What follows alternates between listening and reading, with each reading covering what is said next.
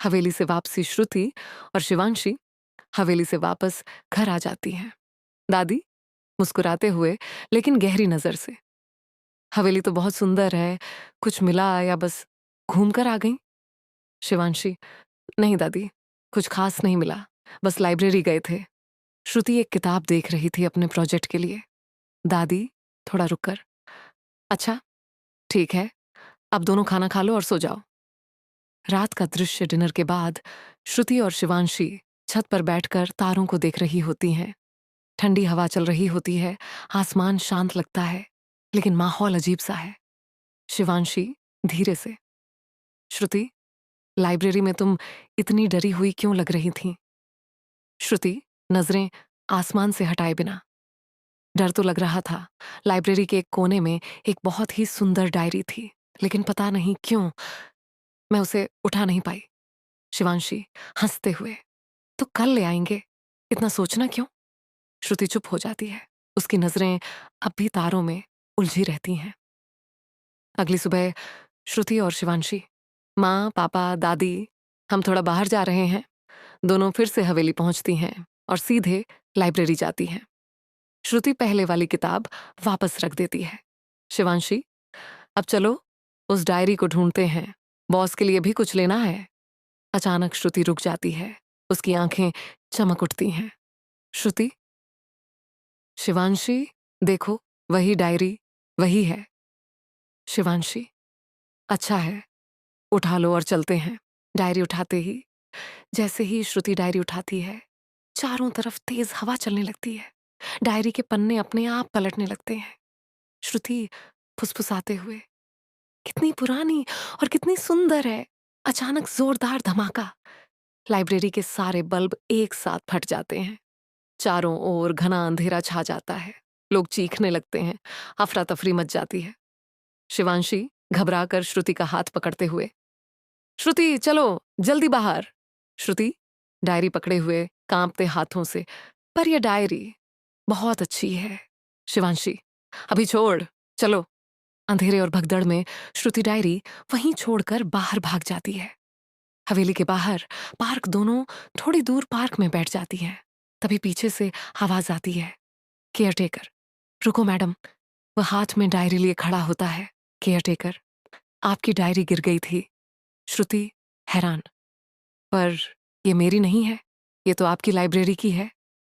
Caretaker सिर हिलाते हुए, नहीं मैडम, ये हमारी लाइब्रेरी की नहीं है, मुझे यहाँ की हर किताब का पता है।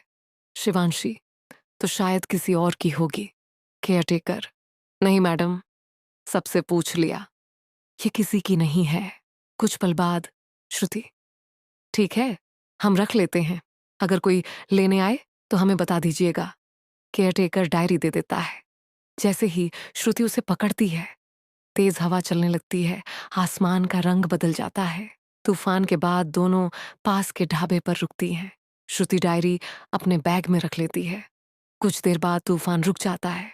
बाहर लोगों की भीड़ जमा होती है, सब एक पुराने रास्ते को घूर रहे होते हैं। श्रुति, सब लोग इस रास्ते को क्यों देख रहे हैं? शिवांशी, श्रुति, ये रास्ता पहले यहां था ही नहीं, तूफान के बाद अचानक आया है। श्रुति, ऐसा कैसे हो सकता है? एक बूढ़ा आदमी बोल पड़ता है। बूढ़ा आदमी, नहीं बेटी, ये सच कह रही है। लोग डरते डरते उस रास्ते पर चलते हैं। थोड़ी दूर जाकर सब कुछ सामान्य लगने लगता है। वीणा की दुकान, श्रुति की नजर एक पुरानी संगीत की दुकान पर पड़ती है। अंदर एक बहुत पुरानी वीणा रखी होती है। श्रुति खुश होकर, शिवांशी, बॉस के लिए चीज मिल गई। श्रुति दुकानदार से, ये वीणा कितने की है? दुकानदार मुस्कुराते हुए, ले जाओ, ये तुम्हारी ही है। शिवांशी, पैसे नहीं लेंगे? दुकानदार हल्के से सिर हिलाते हुए, यह अनमोल है, ले जाओ। श्रुति वीणा उठा लेती है। श्रुति और शिवांशी घर की ओर चल पड़ती हैं। बाहर दो लोग आपस में धीरे धीरे फुसफुसाते हैं। आवाजें, वो शुरू हो गया। घर श्रुति और शिवांशी घर पहुंच जाती हैं।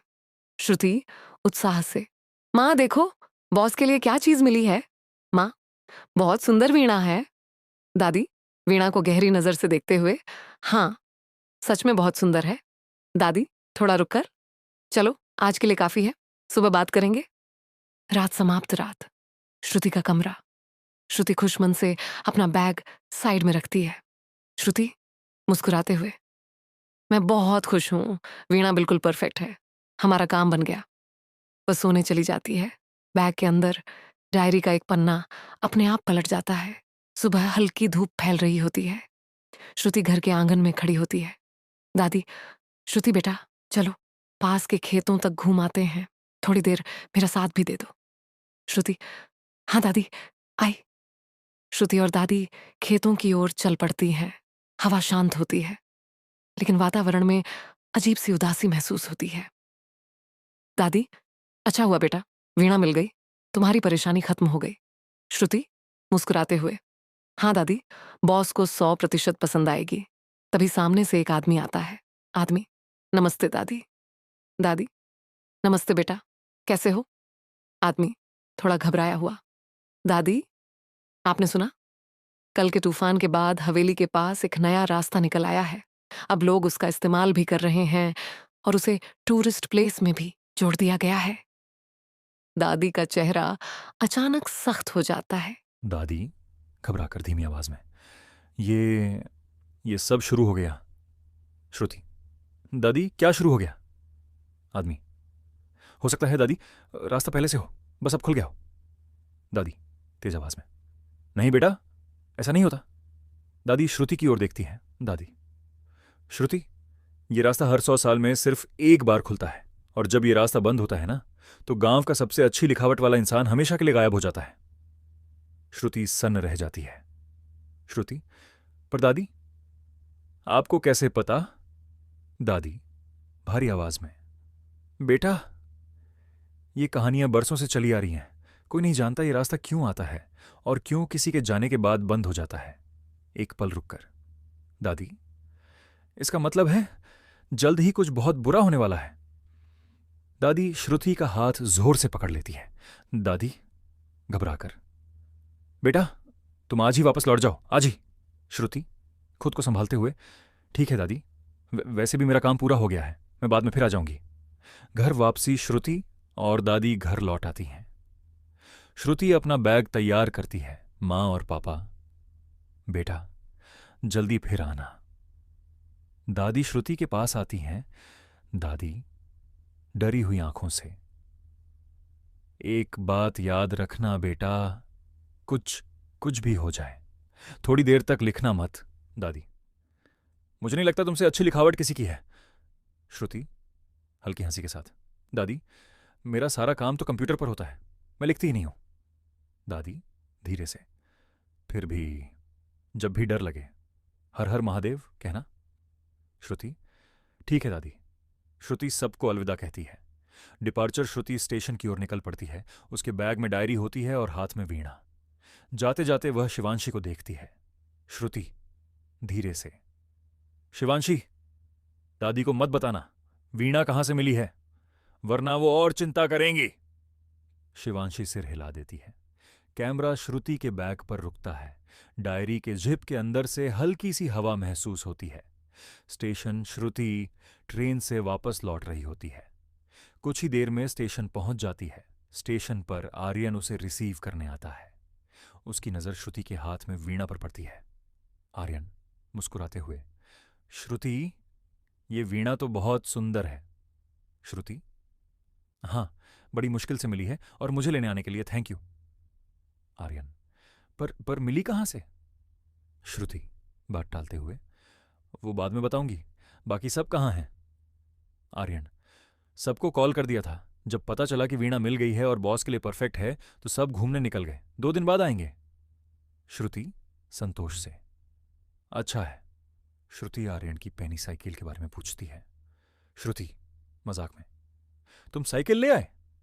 आर्यन, नहीं यार, डैड बोल रहे थे वो हमारी खानदानी निशानी है, गिफ्ट देने के लिए नहीं। श्रुति, मतलब काम मैंने ही किया? आर्यन हंसते हुए, बिल्कुल, चलो घर छोड़ देता हूं, 5 दिन बाद पार्क में मिलते हैं।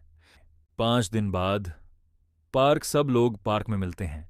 वीणा देखकर सब खुश हो जाते हैं। पूजा, श्रुति काम बन गया, वाकई अमेजिंग। रोहित, अब हमारी जॉब सेफ है। सब तय करते हैं कि आज शहर घूमेंगे और कल बॉस को वीणा देंगे।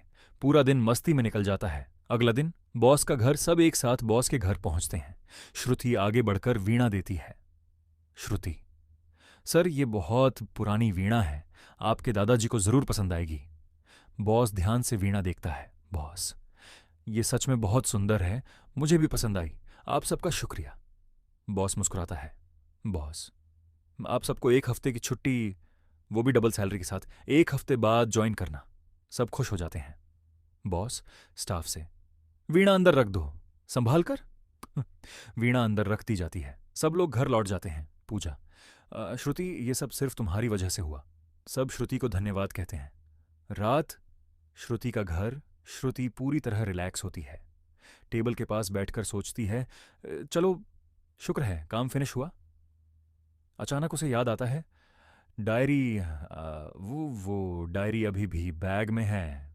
श्रुति बैग से डायरी निकाल कर टेबल पर रखती है। जैसे ही वह डायरी खोलती है, तेज हवा का झोंका निकलता है। श्रुति घबराकर, ये क्या हुआ? वह देखती है, डायरी के सारे पन्ने खाली हैं।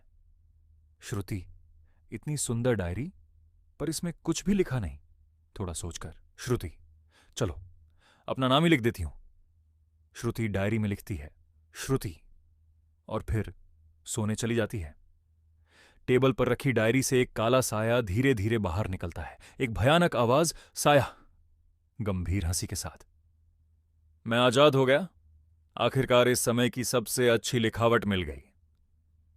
जोरदार हंसी गूंजती है। डायरी जोर से बंद हो जाती है। श्रुति सपने में देखती है, दादी उसे दूर से देख रही होती हैं, चेतावनी भरी आंखों के साथ।